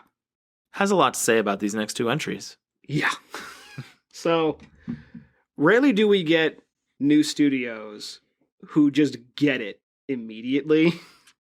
And rarely do we get, like, the culmination of someone's entire developer history and their innovations through technology so condensed into a perfect package as these two games. I'm, of course, talking about Valve's first game they ever released, Half-Life. We have talked nothing but praises on the arguable perfection that is Half-Life 2. And it's rare to see a company see their success, not rest on their laurels and give you kind of more mediocrity. It's rare to see a company improve upon what is already a success and a point to where it's just video game perfection. Half-Life as their start point, I personally never got to experience it because it was never my alley of gaming. I saw friends playing it. I would literally, at that community center that I told you about, no less, for the LAN center it was, I would sit there. You literally had to sign in and sign what time you got there because every hour you had to rotate for other people. It was dumb. Yeah, but I mean, it keeps some order to the chaos, but there you go. I would waste my hour on occasion watching my friends play Half-Life. Dude, it's just so engrossing. And the way that they had the pacing in that game, the way the environment made you feel, the way that the story made you feel, from all of the crazy shit that you saw up at the beginning, up toward the end. Like, I remember, I told my story before, where, like, I remember coming home from, like, a family event as a kid, and I was like, I'll play Half-Life for a little bit, because I was still playing, like, I was in the middle of it. And this was back when my computer was in my parents' room, and it was like, hey, I'm going to bed, John. I'm like, what do you mean? It's only... And I look outside and it's dark out. Like, in terms of a game that envelops you completely and keeps you immersed in its world, they just got it 100% right away. And it's every game of the year, every expansion pack, everything that ever came out of everything that game put out into the world. With that, you don't have your Counter-Strike. You don't have your Team Fortress. You don't have Steam. You don't have anything that came out of Valve. Even Artifact, if you like it. Like, you do not get Valve without Half-Life. 100%. And their philosophy of meeting technology with gameplay is what inspired Half-Life Alyx. So if you are fortunate enough to be able to play it, I've heard the same thing. It's a masterpiece. The way that it envelops you and puts you into its world and makes it all work is great. So, God, I would love a Vive. If anybody wants to fucking... If you want to send me an index, if you want to send me anything, please, Valve, send me an index. I don't have a computer to run it, so send me that too. Ayo. But Valve, give me goodies. Yeah, I'll totally take back everything I said about Seattle. But the other game I want to talk about, I prefaced it with the culmination of development and technology. A lot of the PC developers that we have nowadays are veterans of the industry from the early 80s.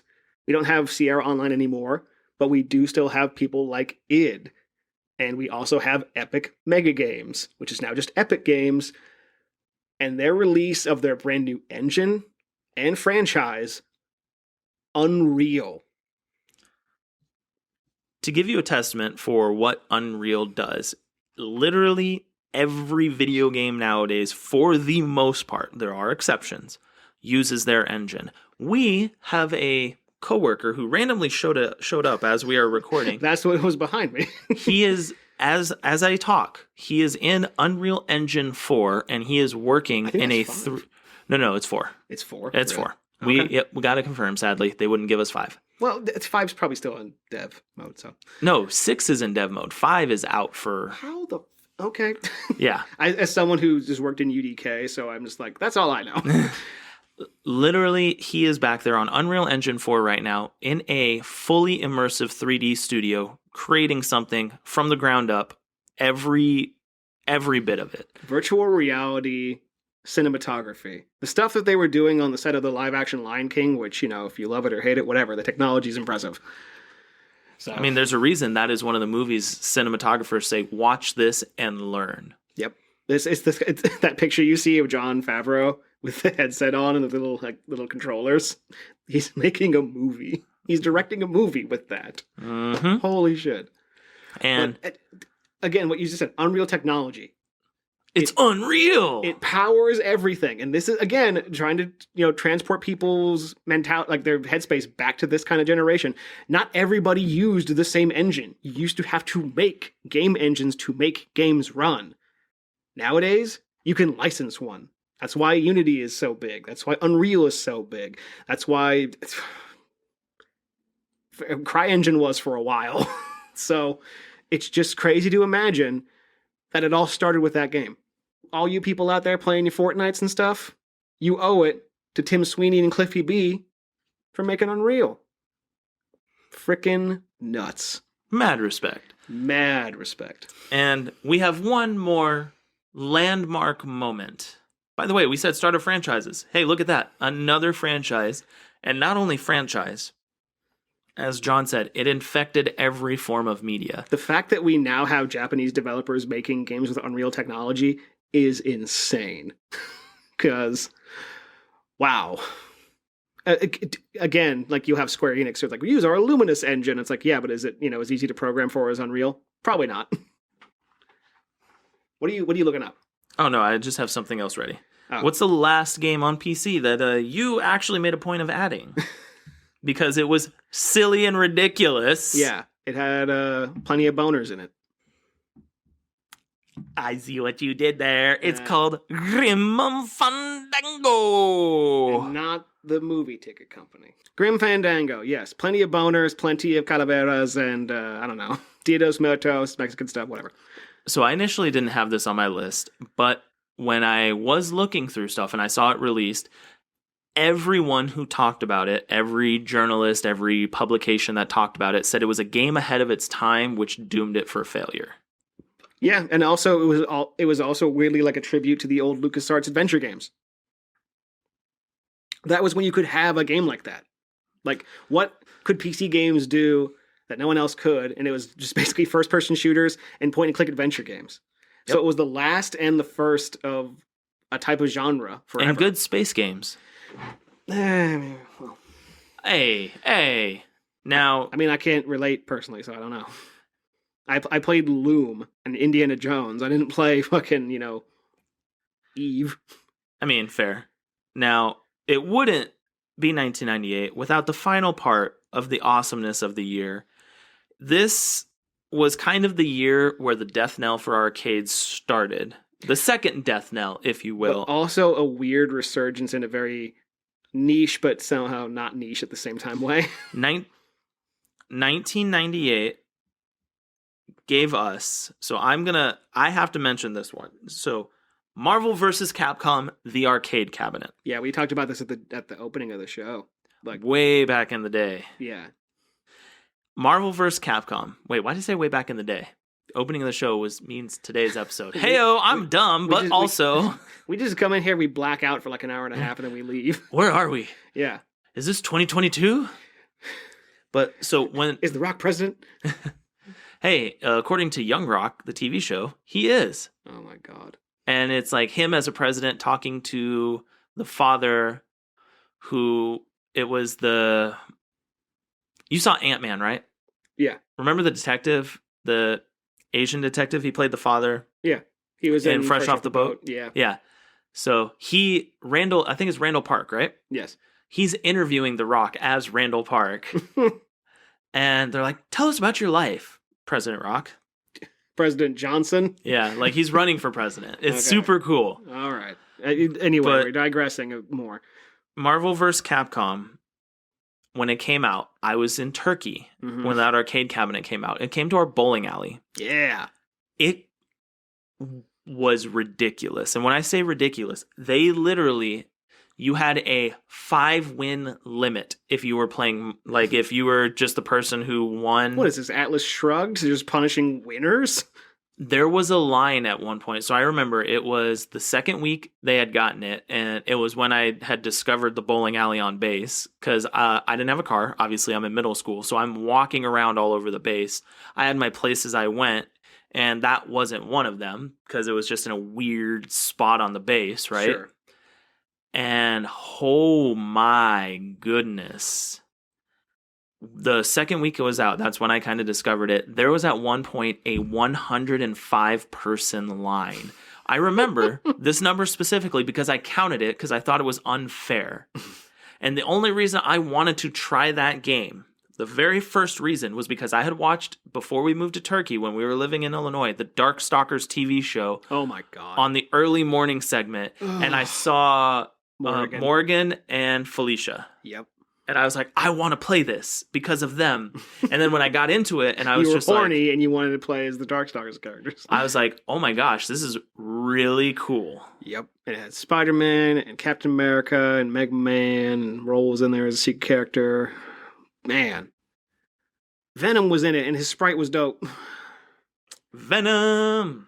And then I'm using too many napkins. But not only that, but like Capcom was in their streak of just hit after hit because that year they also released Street Fighter Alpha 3.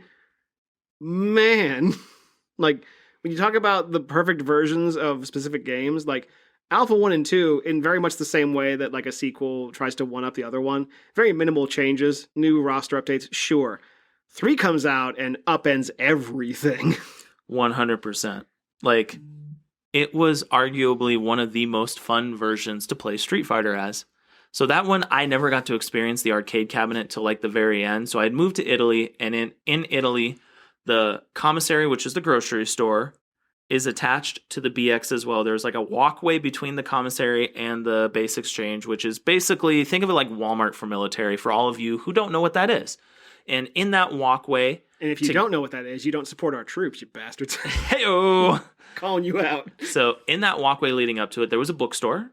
And then right across from the bookstore was this mini arcade area. Nice. So in this mini arcade area, they had Marvel vs. Capcom 2, Yo. the arcade cabinet, which was Yeah. awesome. Hell yeah. And that's where I got to first experience. So this is like 2001, 2002. That's when I first got to experience Street Fighter Alpha 3. Shit, yeah.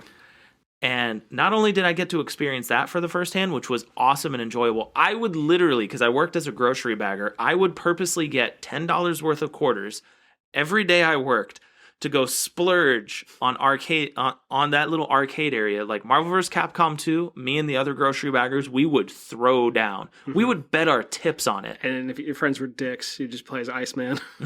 Nobody knew it like that yet. So we were lucky. Thank God. Then we played also, some Street Fighter Alpha 3. That was a little more balanced and fair. But the game where I burnt the most money at and the most leg muscle at, Yeah. Dance Revolution. It's so weird to see that as it happens. Because I remember being a kid. I remember being in middle school, late middle school and early like high school when DDR was the shit. And it was everywhere and everyone wanted it. Everyone wanted an actual like metal dance pad. And if you had one, you were the cool person in the anime crowd. And it got kids excited to exercise and stuff and all sorts of fun stuff like that. And man, just seeing that big ass machine with its loud speakers and cool lights, and if you could play that game, like you got all the nerd pussy you wanted. Oh man. So DDR was the staple. So I mentioned, if you remember, I mentioned the death knell of arcades. Like 98 wasn't really dying because we got some powerful cabinets, but once the PlayStation 2 hit and Like, the people, like, obviously gamers bought it for gamer reasons, but it was literally the cheapest way to get a DVD player. Yeah. That was the main selling point for a little bit. PS2 comes out, so does The Matrix. There you go. Mm-hmm. So So, to play Ridge Racer with shitty graphics when you could watch a movie with good graphics. yep. But, like, so the arcade kind of winded down, but, like, DDR stayed. It was a staple. DDR machines are still around in your Dave & Buster's and everywhere else. And if you look at those game pads, like, truly look at those foot pads, you can see the wear and tear because it gets used way more than almost everything else. Man, if I... The start of another franchise. And it was part of the series that also they did Guitar Freaks and Beatmania, and people wanted to like emulate so bad, like the Pump It Up games, which were big in South America. Pump it up. Yeah. But it's like I can't undersell how much of a crazy phenomenon that was, especially with the commingling of that community and the people who loved anime and manga and all of it together, and Invader Zim and all the stuff you bought at Hot Topic. Yeah. No, and I also forgot to mention Marvel vs. Capcom, start of a franchise. It was like, there were Capcom versus games before. No. Now, I don't care about the Capcom versus. I'm specifically stating Marvel vs. Capcom. That within the franchise. Marvel's franchise Capcom. in franchise. 1, 2, 3, then Infinite, and no one talks about Infinite. Infaflimament. I actually kind of want to get it so I can play the story mode because I want to beat up some jobber robots. I want to pick Sigma. I want to take out my pipe as Mike Hagar and just brain people. Sigmatron. And they took out the X-Men. Whatever. I'll talk about my disdain for that game. You already did. I already. Whatever. Now, our last powerful moment of 1998. So, are we really going to end on this? Well, no, we're not fully ending, but we've told you that this was the year. Not a bunch of stuff happened newsworthy wise, but a lot of stuff. This was a game heavy year. Normally, when you look at years in review, you see controversies. You see the mid 90s ESRB video games are bad, teaching kids to kill fiasco. You see Atari killed the video game industry. You see the just shitstorm that was the PlayStation 3, which weirdly enough ended up still winning that generation of console gaming, and it had no right doing it. Like, let's be real. It didn't. It had no right. Of all consoles ever made, the production process of PlayStation 3 is ass. Yeah. That is the assiest of ass systems ever made. I would much rather have a Wii U, no offense, and I actually do enjoy Wii U games. When it shot at me. It is. Like, the Wii U was not a... It was a terrible console with good games. Yeah, we talk about quality console making. It wasn't exactly a quality console. It was a confused mess. It was a half step to the Switch, and we needed it. Exactly. Because we got Splatoon, and then a lot of stuff in my life spiraled out of that. The one time Nintendo learned from an error. Because the one time. I'm going to say the one because... The Mario Brothers movie doesn't count. Yeah, well, Because now they have the Illumination making the animated one. Yep. Fucking assholes. Hey, we get Chris Pratt as Bowser, right? Yeah. I just want Seth Rogen Donkey Kong. I just wanted to let you know when I was throwing barrels, I was smoking a lot of weed. So this was... Oh, my God. This was the year where so many of the franchises we enjoy today, they're here. Things that we take for granted in Dave & Buster's and the adult arcades, they're still here. Like, DDR is still present. For my birthday earlier this year, we went to a place called Main Event. Basically a different version of Dave & Buster's with laser tag and a ropes course, right? And bowling. So American Ninja Warrior? Kind of, yeah, essentially. Neat. There was a DDR machine there, and it wasn't just the typical 2 machine, it was the quad machine. There's 4-player DDR. Yes. One person on each arrow, up, down. Everybody get your hands out because we can't use our feet. You remember seeing those kids? I do, and they were stupid. It's like, what are you doing, dude? It's like the same people who are playing like the Beatmania games, and they look like freaking Speedy Gonzalez fingers. So if you look back in any year in gaming, I don't think we had a year that was more game-centric friendly than 98. And the last mention we have is, I mean, it's kind of a takedown from the high, but it's still an awesome thing that came out, especially for you, John. Yep. Virtua Fighter 3rd, the Yep. arcade cabinet came out. Yeah, it did. And it's about people. I've said it so many times across so many episodes. It's about taking people, transplanting them into the time that these games came out. Virtua Fighter and Sega were pioneers of technology when it came to 3D technology, rendering technology, gaming technology, the whole works. So when 3 comes out with the companion of the Dreamcast right next to it, they're like, oh my god, this arcade game is a masterpiece of the fighting game genre. I can't wait to play it at home on my brand new Dreamcast. And the graphics was good, the games was good, and I can't really think of anything else to say. Like, it's probably a more chill way to end the episode after, again, all the hype, like you said. But I still play Virtua Fighter 1 on my 32X, for God's sake. Hey, if you want something that'll blow your mind, so I don't know if they're still open, but so we're here in San Antonio, John and I. Don't come find us. I mean, hey, location Unless you want to give us money. But there was actually an arcade bar. You remember how those were kind of getting popular, the kitschy little things? I'm from Portland, man. Ground control. Literally at this arcade bar, all of these right here, it had them still. Fucking sick. Right? Oh, man. And, I mean, we can continue to heap praises upon 1998, but, I mean, the year speaks for itself. Yeah. To me, it doesn't get better until the next year when the Dreamcast finally comes out in America. No, 2000, PlayStation 2. We are going to fight again. I know, real. right? So this, I mean, we could heap tons of praises upon 98, and we didn't even scratch the surface in the games that came out. So I challenge you as listeners, go look at all of the games we haven't mentioned that also came out. You're going to find some more gems. We hit you with the best of the best. We feel are the best of the best. That doesn't mean there's not other ones. Like 98 was the year of games. It wasn't the year of reviews. It wasn't the year of awesomeness. We got a console release in Japan, but this was the year of franchises, games, and this was the best year for us as consumers. Yeah, it definitely. I remember even being a kid, there was a part of me that recognized that this was a year full of amazing, amazing games. And that's like, I mean, we didn't even touch on how in 2000 when Smash came out, but like, I don't know. Like, we've spent the last like almost 2 hours describing it, but really 1998 was just a great freaking year, a great vintage. If it was a bottle of wine, it'd be pretty damn good. Pretty damn sweet.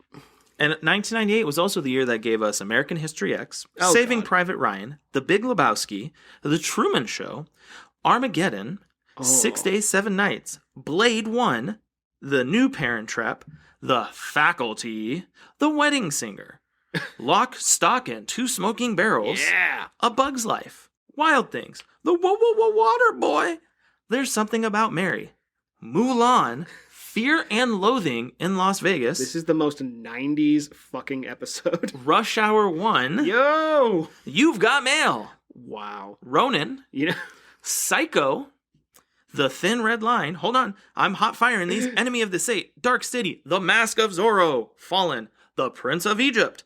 Buffalo 66. What the fuck is that? I don't know. U.S. Marshals. That's a weird the one. Sequel to Natural Born Killers? Lost in Space. The movie.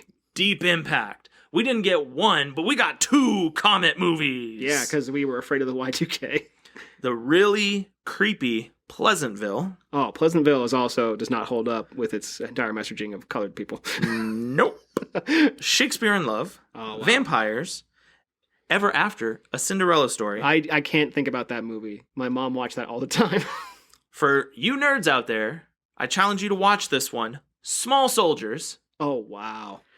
I didn't know that was 98. Urban Legend. The Man in the Iron Mask. Can't Hardly Wait. The Bad Godzilla that The Robert Zemeckis, Yeah. Hank Azaria Godzilla. Oh my god! The Bad Godzilla, which parent company of Godzilla bought the rights to Just Zilla to murder. just to kill him, and it wasn't even like a good killing. It was pop punk laser blast. It was literally actual Godzilla bites Zilla in the neck, yeets him into the Sydney Opera House, laser death. Yep. And the last movie I will mention, Bride of Chucky. Wow. This is 1998, also in a movie format. Heyo! I was gonna say something about a movie, but you kept moving along. Damn it. Aw. Damn it. I lost it completely. I was just like, Fear and Loathing in the... No! Yeah. Oh, it was how Dave Chappelle is Tom Hanks's black best friend in You Got Mail. Yeah. Oh, man. So 98 was a wild ride. Also in movies, apparently. So watch all those movies I mentioned. Thank me later. Except for Buffalo 66. I don't know what the hell that is. I don't know either, but it sounds like a porn movie. I'm on Buffalo 66. You want to... This is my favorite sex move. When two people just stare at each other. You saw Brokeback Mountain? Now Buffalo 66. Oh. When two guys get together, it's called the 66. When two guys call together, it's called... The nutsack to the mouth. Just reminded of the Bo Burnham joke, where it's like, well, some men like to love each other like mommy and daddy love each other. So and I don't want to repeat the joke because somebody will just take that clip out of context and destroy me. So, as you know, you can always find us on Instagram at... It wouldn't be a 90s-ass podcast if we didn't have some type of gay joke at the end. I mean, well, you just did there. So, Instagram, at Games with John and James. Gays with John and James, yeah! Oy vey. This week, coming up, you will actually get to see kind of like a behind the scenes of our life a little bit with... so, John and I took some photos at the wedding. With my wife. You'll get to see a little bit of behind the scenes into the inner workings of my life, also with my best friend here. You can also find us on Facebook at Games with John and James. I will admit, there hasn't been a post there in ages. My bad, dogs. Because who uses Facebook, really? Us boomers. Gotta get that boomer demo. If you played Quake 1, follow us on Facebook. And then John and his You can Twitter also fingers. follow me on Twitter at Games with J&J.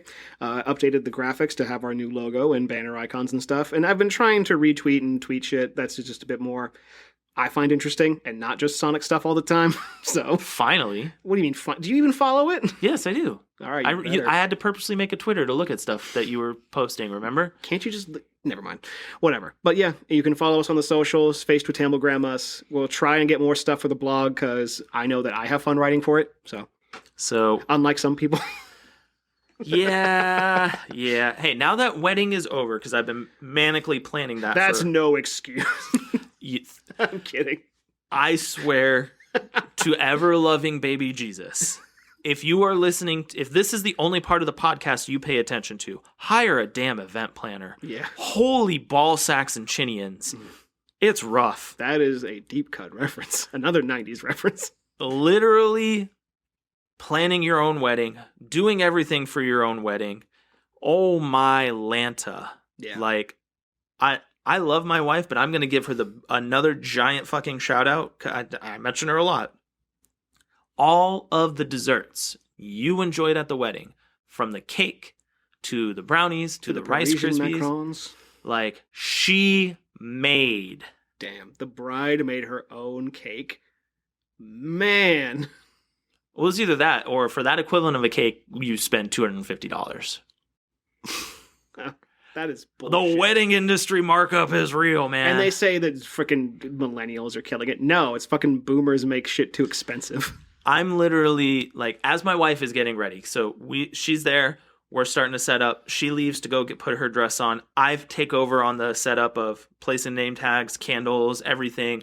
John showed up early, I'm like, hey John, he's like, is there anything I need? I was like, yep, cool, come on, let's go. And John's like whirlwind helping me as well. It is manically fucking nuts. Hire an event planner and save yourselves gray hairs, because I know I got like fucking 100 of them from this. Yeah, I can see him. Yeah, Silver Daddy. It's called the Silver Fox. Get it right. No, I'm the dominant top, so Silver Daddy. The Silver Eagle. I'm called the Mayonnaise Hang Ladder. So We will hit you again next week with some more fun with Games with John and James. As always, we love you. You love us, I know. What do you think of the year 1998? Were you even alive then? If you weren't, and you haven't experienced any of these games, I challenge you to play at least any of the JRPGs. Say, were you an innocent child before it got stripped away after 9/11? Remind us. Just in the comments. Or were you born after 9/11 and you're like, what's that? What's a terrorism? What's a daddy boy? What's a water boy? What's an Adam Sandler? If the only Adam Sandler movies you know are the straight to Netflix ones. Oh my god. Even I know that that's not a good... Well, fuck Pixels. Anyway, yeah. Hey, it has Peter Dinklage in it. And he just gets to be a straight up dick, and it's great. He does whatever the fuck he wants. Also, Destiny 1, I thought his voice of the ghost was better. That's my hot take, assholes. Hey! Nolan North, stick to Uncharted, you limey boy. You mook. So, it's been fun. It's been real. We'll see you next week with I'm John. I'm John. I found secret rings. Oh, yeah, we can't leave yet. Guess what John found this week? No, we can leave right now. I found it, yeah. No. So this was the one week I'm not at work. And I literally was like, after he found him the week before, I was like, I know you're going to find it this week. And if you follow us on Instagram, he posted to the story, checkmate. Yeah, I did. And so I know where it was. I made sure to put a filter on the text and the photo to describe the emotion that was in my brain. Like, how happy were you? You found the original. It was really funny because I looked in all the places that I gave you that were better hiding places, and then I found the original one in the place it was, and I was like, oh, okay. Thank you. And it was systematic, too, because, like, I'm not a slouch when it comes to work. I work hard and I get shit done. I really do. And so for the last, 2 hours at work, sometimes you just get 6 hours, an 8-hour workday is not enough to, fill all the shit you have to do. So I was looking under people's desks and what are you doing? I'm just shut up and let me look. I had it taped. Yeah. Underneath a desk. Normally, the person who sits there doesn't let anybody near his desk because he's working on, his stuff and everything. And I was like, this is perfect. I came up to him with my 3 stripes and I said, move. And he was like, yes, sir. That's not what happened at all. Secret Rings has been closed. And so now we have to finally start a Twitch page and play that game. Respect. Bye, guys. Good outro.